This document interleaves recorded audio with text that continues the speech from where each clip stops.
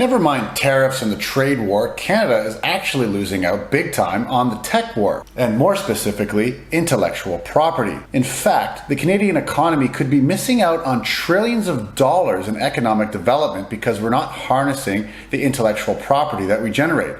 The US is taking it. The spillovers in the tech industry operate exactly opposite. Pretty much most of the time, not absolutely, to how they work in the production economy. He says politicians have been focusing too much on the resource economy and tangible assets like oil and gas and mining and that type of thing, rather than intangible assets like intellectual property. So the thinking of the Google sidewalk was like setting up a pulp and paper mill in Northern Ontario, that this is great, not understanding that they'll own all the IP, own all the data, have all the security benefits, have all the wealth effects, have all the control benefits.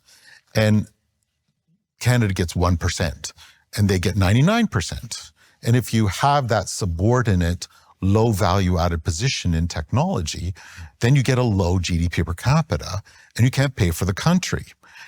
And it gets a second leg to that, that you're not secure, which is what's happening in the contemporary leverage. And those of us that understand what prosperity and security looks like, saying this is catastrophic, this will be a step in the grave for the country. According to the World Intellectual Property Organization, Canada is capturing less than half of its technological potential, with innovations going to waste or being taken by foreign companies.